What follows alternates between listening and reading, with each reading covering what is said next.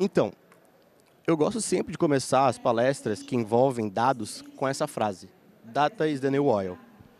Para aqueles que não conhecem ou até mesmo já não ouviram falar, Data is the new oil, ou dados são o novo petróleo, foi uma frase dita por Clive Humby, um matemático britânico, em 2006. Então faz muito tempo. Ela só se tornou relevante depois de um artigo escrito no jornal The Economist em 2017.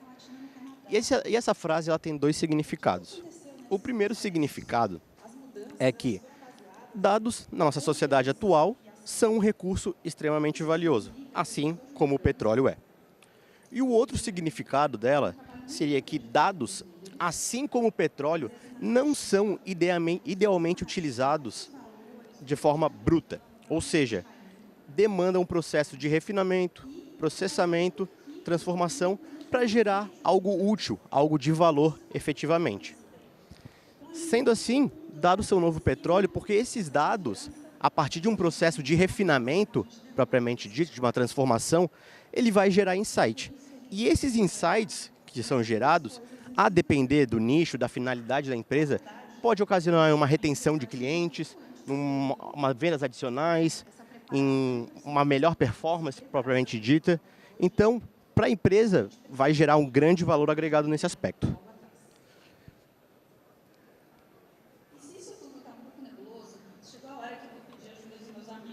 Com relação a essa parte do valor dos dados e o papel da IA, hoje é muito difícil, é muito raro existir qualquer operação, atividade econômica que não utilize dados nesse aspecto. Então, eles são fundamentais para hoje você definir as condições de mercado. A inteligência artificial, propriamente dita, ela acaba funcionando como uma refinaria de dados. Nesse caso, ela vai receber esse dado, ela vai poder tratar e transformar ele em algo útil, justamente para gerar esse valor que a gente tanto falou no slide anterior, com relação ao petróleo, nesse caso.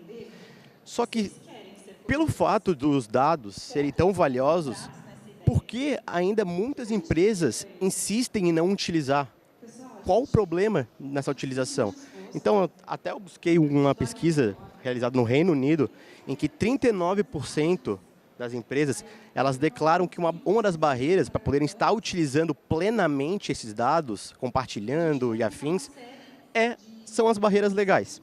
E isso que por si só, já na Europa, já há uma legislação muito mais amadurecida com relação a esse aspecto.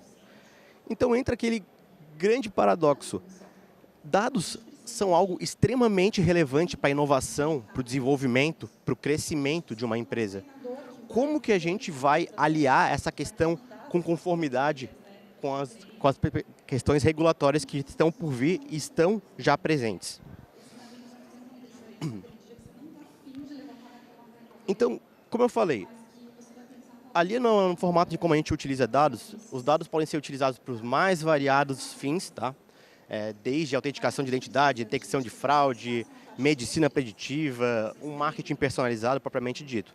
Os sistemas nem sempre vão depender de IA, mas eles sempre vão depender de informação para o seu melhor funcionamento. Então, a inteligência artificial precisa mais dos dados do que os dados precisam da inteligência artificial, nesse aspecto.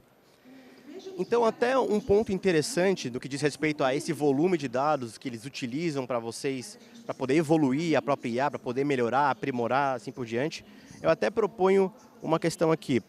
Pode levantar a mão quem já usou alguma espécie de IA generativa, como ChatGPT, DeepSeek, para fazer qualquer função do dia a dia? Pode levantar a mão. Então, praticamente todo mundo. E muitas dessas pessoas hoje se perguntam, ou até vocês podem estar se perguntando, o que fazem com meus dados? O que fazem com essas minhas interações que hoje eu tenho, que hoje eu faço esse input no sistema, nessas IAs generativas? Para aqueles que queiram saber, essas informações, todas elas são armazenadas para aprimorar o treinamento da IA. Não só esses dados das interações de vocês, mas também como endereço IP, tipo de dispositivo, geolocalização e assim por diante. E esse tipo de informação, muitas vezes, passa despercebido pelos usuários. Por quê? Por que essas informações estão na política de privacidade, nos termos de uso da empresa?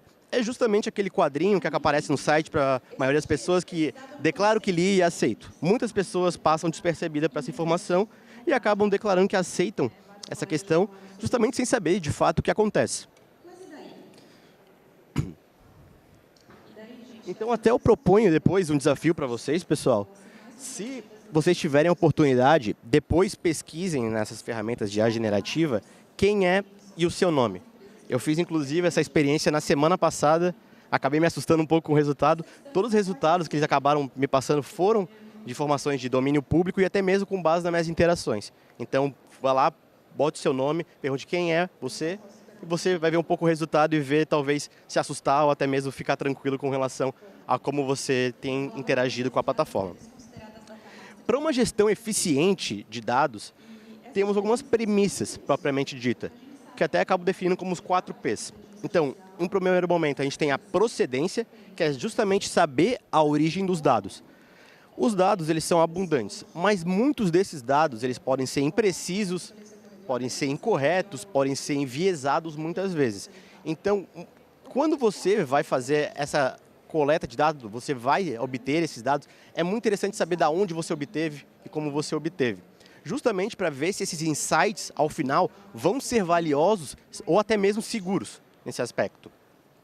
Especialmente quando você vai retirar dados de domínio público. Então, sempre saiba de onde você está coletando os seus dados. O segundo ponto é a privacidade. O aspecto de privacidade, ele se relaciona diretamente com o ponto de justamente as regulamentações que a gente possui hoje. Então, saiba de quem são esses dados e quais regulamentações hoje protegem ela. Então, vamos supor que hoje eu acabei coletando uma série de dados pessoais e eu sei que a LGPD é a legislação adequada para proteger esses dados pessoais. Como que eu vou manter a segurança deles? Como que eu vou utilizar uma governança de dados adequada com relação a esse aspecto? Então, é conhecer a legislação, saber a partir do momento que você sabe a quem pertence essas informações, a quem se relaciona. O terceiro ponto é a proteção. A proteção, propriamente dito, é justamente preservar a informação, a forma que você garante a segurança desses dados. Então, seja através de um backup, seja através de criptografia, seja através das medidas que você entender adequado para o caso. A privacidade, propriamente dita, é um método de proteção, nesse caso. E a proteção é extremamente relevante, até eu cito um exemplo de até um incidente de segurança que ocorreu até há muito tempo atrás. O filme do Toy Story 2 ele acabou sendo deletado em cerca de 90% do conteúdo de filmagem. Eles quase perderam o lançamento do filme, quase perderam, e tudo isso porque sem querer apertaram umas teclas ali que acabaram excluindo todo o material. Então, qualquer incidente de segurança, seja uma perda, seja uma invasão hacker, assim por diante, um vazamento propriamente dito, ele vai ser prejudicial. Preparação. A preparação é aquele ponto que a gente até falou sobre a questão do óleo. Então, é você poder refinar, traçar um processo reproduzível, justamente para você poder repetir esse processo outras vezes, para gerar um insight valioso, uma informação valiosa. Porque dados brutos por si só, assim como o petróleo, não vão ter tanta pertinência. Então, é justamente esse momento que você vai fazer a preparação para poder eventualmente estar reutilizando futuramente essa informação e assim por diante. Agora, entrando um pouco mais na parte legislativa, tá? A LGPD, o que seria a LGPD? A Lei Geral de Proteção de Dados, ela é o que o próprio nome diz. É uma lei que visa regulamentar e proteger os direitos pessoais dos usuários, dos titulares de dados, nesse caso. Então, esse direito é tão relevante e até comprova o dinamismo da nossa sociedade em acompanhar que em 2022, após uma emenda constitucional, privacidade e proteção de dados virou um direito fundamental na Constituição Federal. Então, isso demonstra cada vez mais a relevância dessa questão de privacidade de dados, de uso das informações e o uso adequado e a proteção delas.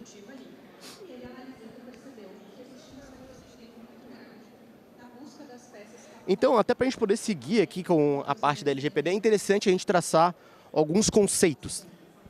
Primeiro, dados pessoais. Dados pessoais... um parênteses aqui, pessoal.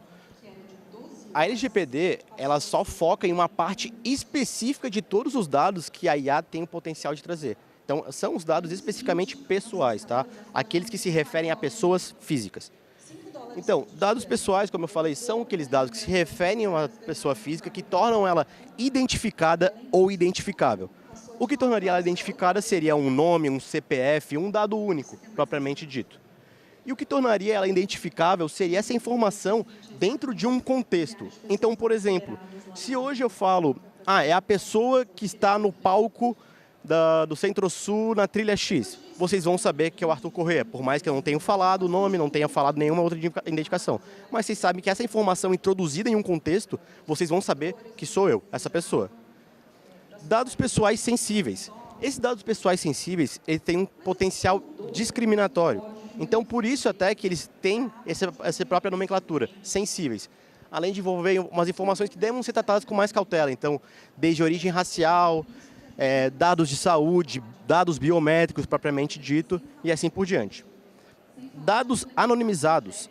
Os dados anonimizados são muito utilizados para IA. E, inclusive, é uma recomendação pessoal minha, para caso vocês tenham algum conflito com relação a isso, sempre optar pela utilização de dados anonimizados. Por quê? Dados anonimizados não são abrangidos pela Lei Geral de Proteção de Dados. Mas não é qualquer dado que vai ser anonimizado. O dado, além de não poder permitir a identificação de uma pessoa física, ele não pode ser, através de um eventual processo de reversão, ser identificado. Então, a partir do momento que eu anonimizei essa informação, por mais que eu utilize o processo de reversão, para identificar X, Y, Z, que seja, você não consegue. Então, uma vez anonimizado, sempre anonimizado. E o tratamento de dados é justamente toda e qualquer operação que você faz com dados pessoais, seja um uso, seja um compartilhamento, uma transferência, uma eliminação propriamente dita. E aí, hoje a gente tem um problema grande aqui no Brasil, que é justamente a ausência de um marco regulatório da inteligência artificial. Hoje a gente tem um projeto de lei 2338. Ele já passou pela aprovação do Senado Federal e está retornando para a Câmara agora, justamente para poder fazer mais umas alterações, mas a gente já tem uma base de como ela vai acabar seguindo, como vai ser os princípios dela, como vai ser um pouco da estrutura base em si. Tanto a LGPD como a PL 2338 são baseados na experiência europeia. A LGPD ela é baseada na GDPR, da Europa, e a PL 2338 é baseada na IA Act, lá da Europa também. E aí até eu trouxe essa planilha aqui, essa tabela, na verdade, em que mostra alguns pontos de convergência com relação aos critérios que são utilizados hoje entre as duas legislações. Muitas pessoas vão perguntar, Arthur, mas quando for publicada efetivamente a PL 2338, eu vou descartar a LGPD? Não vou utilizar mais para nada? De forma alguma. Elas vão ser utilizadas de forma complementar, porque uma coisa não vai interferir a outra. Então, tudo que quando dizer respeito a dados pessoais, vocês vão focar na LGPD. Então, com relação ao critério, o foco da LGPD é os dados pessoais, propriamente dito, enquanto na PL 2338 é propriamente o uso, os direitos, a transparência com relação ao uso da ferramenta de inteligência artificial. As duas legislações possuem um rol de direitos para exercício de titulares ou até mesmo afetados, que é uma nomenclatura um pouco informal para o que existe ali na PL. Sendo que na PL tem uma diferenciação de alguns direitos, como participação humana nesse processo da IA, para justamente verificar uma revisão de uma decisão automatizada, por exemplo, e assim por diante. Sanções, os dois aplicam os mesmos critérios da sanção, o critério da sanção, natureza, grau e assim por diante. Categorização de riscos, a PL vem um pouco mais específica nesse caso, enquanto a LGPD ela é um pouco mais subjetiva nesse aspecto, por mais que ela fale superficialmente, mas ainda temos muitos pareceres, muitos guias orientativos que acabam abordando um pouco mais o assunto. Incidentes de segurança, de igual modo, os dois têm uma comunicação obrigatória com relação a esse ponto. Avaliação de impacto, que envolvem operações com caráter um pouco mais sensível, também são exigidos pelas duas legislações. Então, na LGPD é o relatório de impacto, o DPIA, enquanto na PL é a avaliação preliminar e a de impacto algorítmico. A autoridade reguladora das duas legislações é a mesma, que é a Autoridade Nacional de Proteção de Dados. E com relação à governança de dados e se as orientações de como proceder com relação a esse ponto, na LGPD é um pouco mais generalista, como eu falei. Hoje a gente tem diversos guias orientativos, diversos pareceres produzidos pela própria NPD, para a gente poder ter um pouco mais de norte no momento da governança de dados, enquanto a PL 2338, à primeira vista, ela vai um caráter um pouco mais específico no que tange essa parte da governança de dados.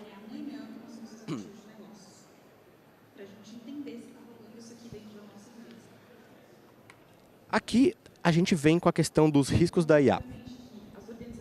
Um dos riscos, que é, inclusive, um dos momentos mais críticos aqui do nosso debate, é o viés algorítmico. Então, a IA hoje ela pode reforçar alguns padrões discriminatórios através de dados enviesados. Como utiliza dados históricos e justamente esses dados, como eu falei lá no começo, podem ser imprecisos, podem ser enviesados, ele pode gerar uma complicação futura.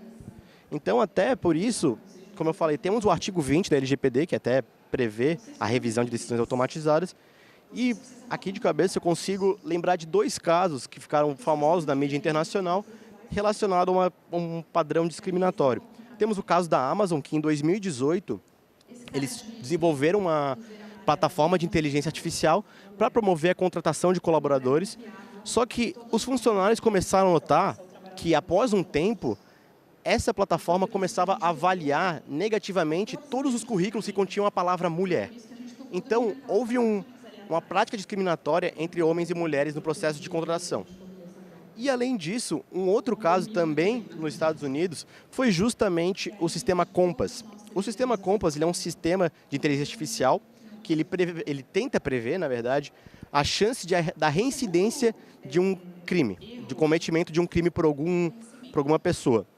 E é utilizado pelos tribunais dos Estados Unidos.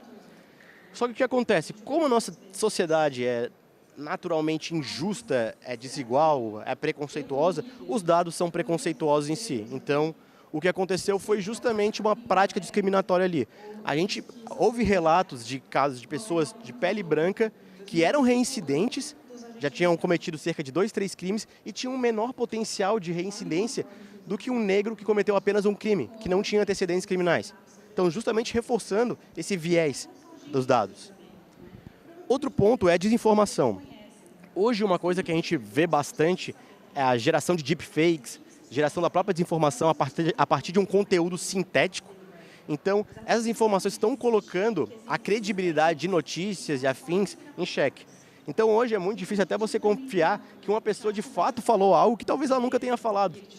Por vezes, até o próprio Instagram, ele acaba fazendo uma ressalva. Informação utilizada por IA, algo nesse sentido. O que é extremamente importante, porque muitas pessoas que acabam não tendo esse conhecimento vão lá nos comentários e vejam, olha só, eu não acredito que aconteceu isso, vou começar a compartilhar. E aí começa a desinformação. As violações de privacidade, então, o uso massivo de dados pessoais para a utilização de aprimoramento dessas inteligências artificiais é um perigo também. Pode ocorrer um perfilamento excessivo ou até mesmo a utilização de dados sem que sequer o titular esteja sabendo. Então, é um risco com relação a isso. A dependência da inteligência artificial. Então, hoje já tem estudos que muitas vezes mostram que uma pessoa opta por uma decisão que seja tomada por IA do que por ela mesma. Então, isso está prejudicando o nosso senso crítico. Muitas vezes, a gente acaba deixando diversas funções do dia a dia que são repetitivas, né, a cargo da IA, mas muitas vezes acaba deixando uma decisão que pode gerar um prejuízo potencialmente, e a gente acaba deixando na mão de uma IA. Então, a gente acaba tendo que rever esses aspectos. E, por fim, desafios regulatórios. Os desafios regulatórios, como eu falei, hoje a gente não tem uma legislação específica para IA. Ela está por vir, a gente não sabe quando ela vai chegar.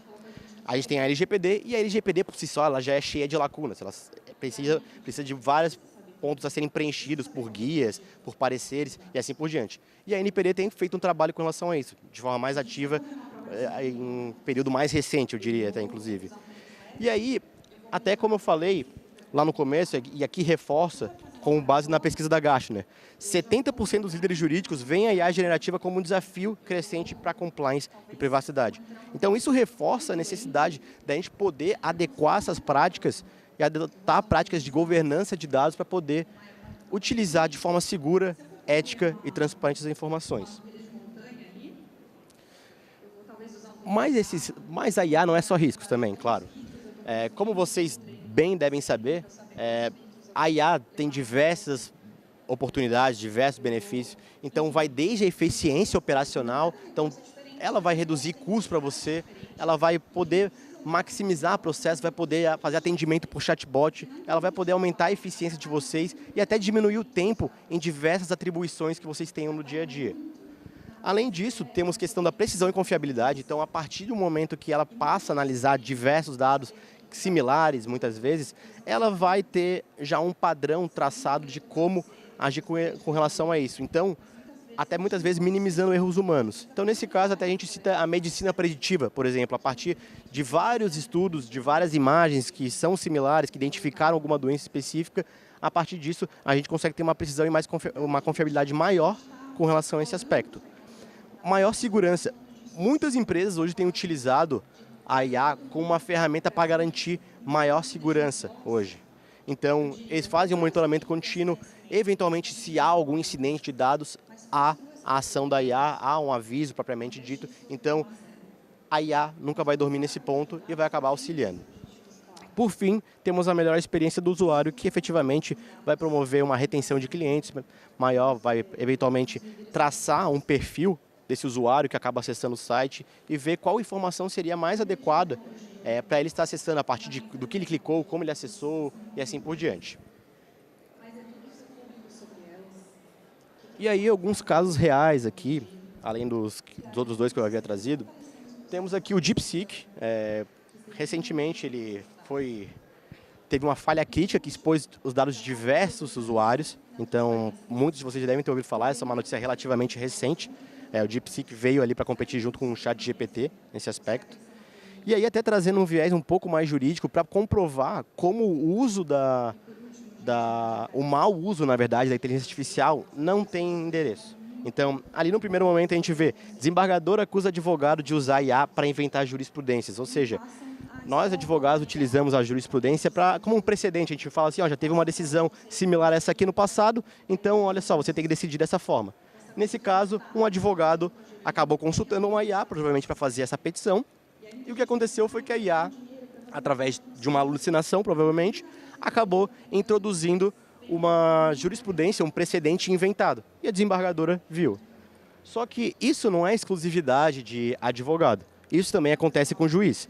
Então a gente vê a mesma notícia, só que do lado inverso. Um juiz usa inteligência artificial para fazer decisão e cita jurisprudência falsa. Então, isso comprova que o mau uso da IA, ela não tem endereço. Pode ser feito por advogado, Ministério Público, ou até qualquer pessoa, seja CEO de uma empresa ou estagiário, então não tem endereço. E aí uma outra notícia é justamente reforçando o uso e como a IA já é a realidade no Brasil, especialmente no Poder Judiciário. Então, 66% dos tribunais no Brasil usam a inteligência artificial, conforme aponta o Conselho Nacional de Justiça. E aí, chegando aqui à parte final, pessoal, como preparar a sua empresa para esse futuro, para essa conformidade? Então, em um primeiro momento, a gente tem a conformidade com a LGPD. Como eu falei, hoje a gente não tem um marco regulatório da IA. Então, a LGPD a gente tem de usar como guia para esse caso. Então, é interessante você nortear suas ações, por enquanto, com base na LGPD, de forma que você garanta bases legais, implemente medidas de segurança ou até mesmo utilize o Privacy by Design, que a gente chama, que é a privacidade desde a concepção. Então, desde o desenvolvimento dessa ferramenta até a implementação propriamente dita, é interessante vocês estarem desenvolvendo um acompanhamento com relação a esse aspecto. Começou a tocar uma música aqui, eu acho, né? É lá. Com relação a... e por fim, claro, se a conformidade for inviável, sempre utilizar dados anonimizados. Como eu falei lá no começo. Sempre busquem utilizar dados anonimizados, de forma que vocês não consigam associar a informação. Tá um pouco alto. Gestão de segurança, pessoal. Com relação à parte de gestão de segurança, a ideia é sempre vocês terem planos proativos e reativos. Ah, mas reativo seria conseguir desenvolver esse plano só quando acontecer o problema? Não. É bom que você já tenha isso em mãos de o que você vai fazer, como você vai fazer, caso ocorra um incidente de segurança, propriamente dito. Então, junto ao processo de avaliação, execução, governança e resposta. E aí, para isso, é sempre interessante vocês manterem uma ferramenta de IA que seja traduzível, nesse sentido, então, black box vedada aqui, reproduzível e até mesmo supervisionada por um humano, nesse sentido.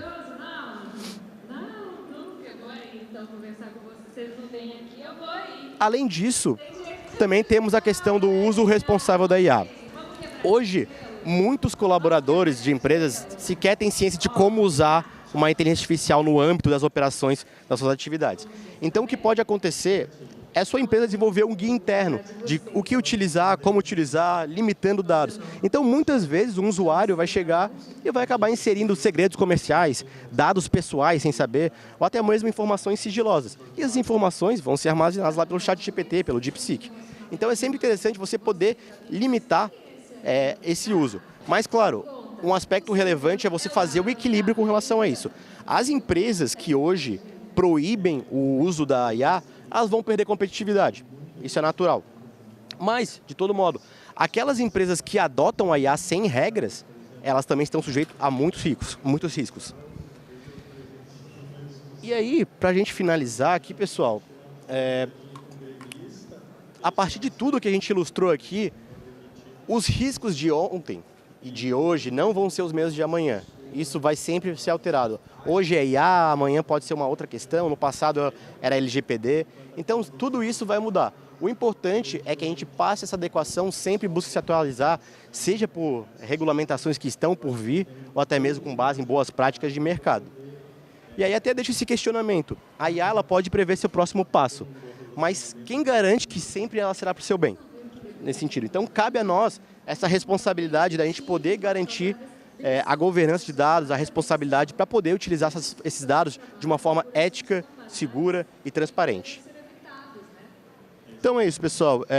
Eu encerro aqui minha apresentação. Agradeço por vocês por terem ficado aqui comigo esse tempo. Acredito aqui que temos a Animus Privacy, que a gente tem, a empresa que eu sou CEO, a gente tem uns uns flyers, na verdade, que envolvem o diagnóstico gratuito de LGPD. Então, quem tiver interesse em estar realizando algo nesse sentido, pode falar aqui com a gente. E, de igual modo, me coloco à disposição para conexão no LinkedIn, ou até mesmo tirar quaisquer dúvidas que estejam existentes, tá? Obrigado, e é isso.